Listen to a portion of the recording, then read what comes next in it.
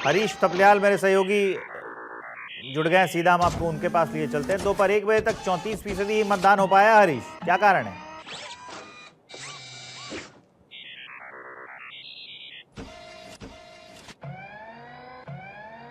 हम बात करें तो अभी तक मुख्य निर्वाचन अधिकारी ने 1 बजे तक का आंकड़ा ही जारी किया है।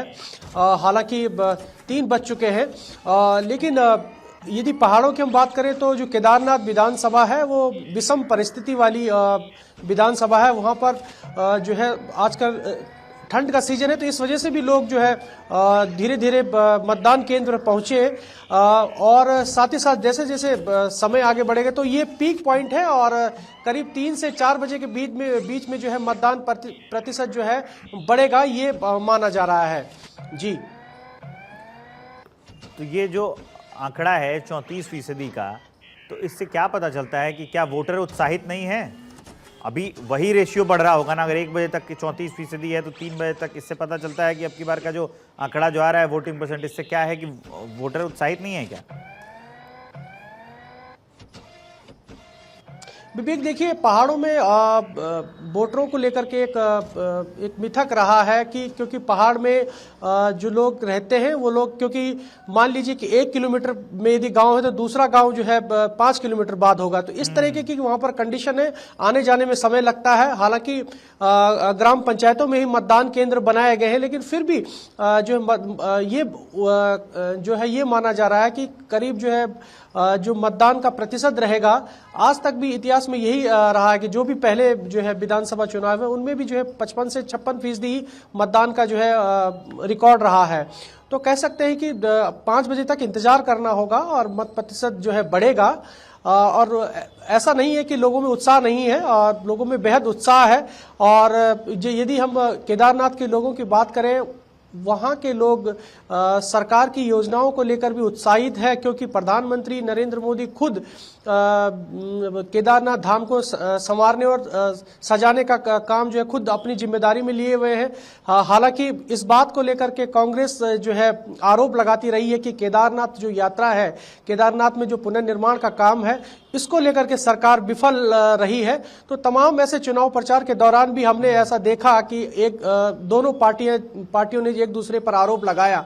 वहीं भाजपा ने जो है कांग्रेस पर यह कहा कि ये जो है सनातन विरोधी पार्टी है, ऐसे लोगों को सबक सिखाया जाना चाहिए। खुद मुख्यमंत्री पुष्कर सिंह धामी ने पोस्ट किया है कि आज केदारनाथ के लोग जो है मुस्लिम यूनिवर्सिटी बनाने वाले लोगों को सबक सिखाएंगे। जी विवेक, तो कौन कौन से मुद्दे हैं, अगर हम काउंट करना चाहें 1 2 3 अगर पॉइंटर्स करके, कौन कौन से मुद्दे अब की बार के चुनाव में प्रभावी रहे हैं? विवेक, देखिए केदारनाथ उपचुनाव में भारतीय जनता पार्टी और कांग्रेस की आमने सामने की वहां पर टक्कर है। और यदि हम बीजेपी की बात करें तो बीजेपी ने जन कल्याणकारियों को अपनी उपलब्धि बताई है, चाहे वो राज्य की हो केंद्र की हो। उन्होंने कहा कि प्रधानमंत्री नरेंद्र मोदी के नेतृत्व में देश में सरकार है, राज्य में भी बीजेपी की सरकार है, तो सरकार को जनहित को देखते हुए जन कल्याणकारी योजनाएं हैं, जिनको लेकर के जो वहां के नेता हैं वो जनता में प्रत्याशी उम्मीदवार है वो पब्लिक के बीच में गई। तो जी, तो वहीं जो है जो कांग्रेस के उम्मीदवार है उन्होंने ये कहा है कि सरकार हर लेवल पर फेल रही है, बुनियादी सुविधाएं यहां पर है नहीं।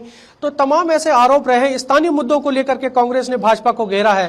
तो अब भी देखने वाली ये बात होगी, शनिवार को जो है उपचुनाव का रिजल्ट आना है, तो ये समय के गर्भ में है। तो शनिवार को ही पता लग पाएगा कि दोनों पार्टियों के दावे जो है अभी ईवीएम में कैद हो जाएंगे। उसके बाद ही जब रिजल्ट आएगा तो पता लग पाएगा कि क्या कुछ जो है वहां पर रहा है। आप हमारे साथ रहिए। इसके अलावा मैं अपने जो गेस्ट हैं उनसे आपका तारुफ करा दूं दर्शकों।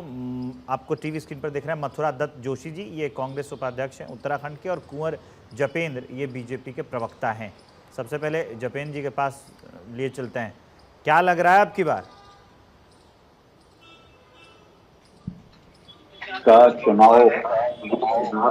जनता के सम्मान का चुनाव है, तुष्टीकरण की राजनीति करने वालों का चुनाव है, और स्वार्थ की राजनीति और विकास की राजनीति को बाधित करने वाले लोगों को लगाव करने का चुनाव है, तो निश्चित तौर पर भारतीय जनता पार्टी अग्रसर हो रही है। आपकी आवाज़ जपेंद्र जी ठीक नहीं आ रही है, एक बार आप ज़रा अपनी आवाज़ चेक कराइए। तब तक एक रिएक्शन मैं जो कांग्रेस के उपाध्यक्ष हैं मथुरा दत्त जी, उनसे ले लेता हूं। मथुरा जी, आपको क्या लगता है आपकी बार के चुनाव में?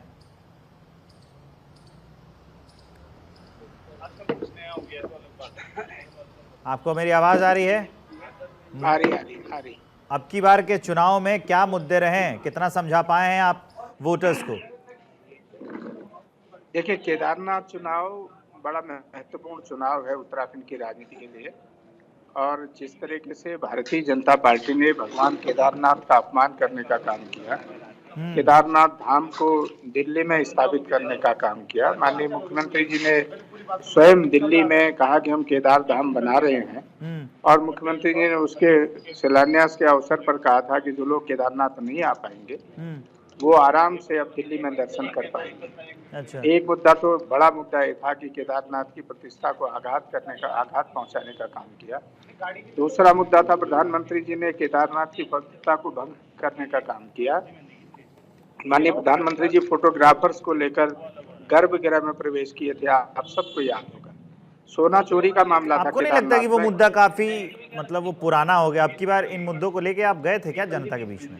निश्चित रूप से हम जनता के बीच में गए, हमने यही बातें कही है। पुराना मुद्दा नहीं है ये तो। अभी देखिए, ये मुद्दे तो पूरे प्रदेश व्यापी मुद्दे बनेंगे कल के दिन आने वाले समय में। आप देखिएगा उत्तराखंड की राजनीति में इन मुद्दों का बड़ा प्रभाव रहेगा। तीसरा जो महत्वपूर्ण मुद्दा मैं बता रहा था, सोना चोरी का मुद्दा था। खुद भारतीय जनता पार्टी की सरकार ने कहा, और जो मंदिर समिति है, बद्रीनाथ केदारनाथ मंदिर समिति है, उसके अध्यक्ष हैं अजय अजेंद्र जी ने कहा था कि 230 किलो सोना हमारा केदारनाथ में लगने जा रहा है उसके सौंदर्यीकरण के लिए, और वो बाद में इन्होंने 23 किलो घोषित किया। उस सोने के लिए इन्होंने स्वयं सरकार से कहा था कि इतना सोना केदारनाथ में जा रहा। चीफ सेक्रेटरी को पत्र लिखा था इन्होंने कि ये कहा था कि इतने सोने की सुरक्षा का इंतजाम किया जाए, और घोड़ों में इस सोने को ऊपर ले जाया जाना है। इसकी भी तो ये मुद्दे हैं। आपदा का बड़ा मुद्दा था, केदारनाथ की आपदा में अभी हाल में भी आपदा आई थी। 4-5 दिन, कम से कम 15 दिन यात्रा बंद रही। तो ये कई मुद्दे हैं। बेरोजगारी का मुद्दा है, महंगाई का मुद्दा है, विकास का मुद्दा है, सड़कें बदहाल है, उसका मुद्दा है। आप हमारे साथ रहिए, आपने अपनी बात रख दी। अब कुंवर जपेंद्र हैं, उनसे जरा। हाँ सर, आप ही के पास आ रहा था, बताइए। बड़े गंभीर आरोप लगा दिए हैं आप पर जोशी जी ने। ये आरोप नहीं कि ये दुष्प्रचार है। ये जो कांग्रेस ने नैरेटिव सेट करने का एक निर्भर प्रयास करा है, वो कांग्रेस का पूरी तरह से चुनाव पर विफल होता नजर आ रहा है।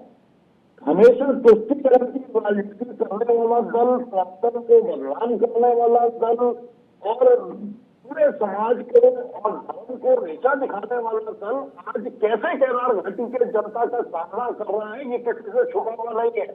केदार घाटी की जनता और वोटर समझदार है, ये बेनकाब हो चुके हैं। इन्होंने अपने चुनाव व्यक्तिगत कारनामे करे हैं, और जिस तरह से चुनाव को प्रभावित करने के लिए मर्यादाओं की लगा है, तो ये पूरी तरह से बेनकाब हो चुका है। और केदार घाटी का वोटर, केदार घाटी की जनता के जवाब देने के लिए खड़े हुए, और निश्चित तौर पर हमें पूरा भरोसा है केदार घाटी की जनता, केदार घाटी के वोटर में स्पष्टीकरण की राजनीति का अंत करने के लिए केदार की धरती पे जो आज आवाज उठी है, वो देश में पूरे तक जाएगी।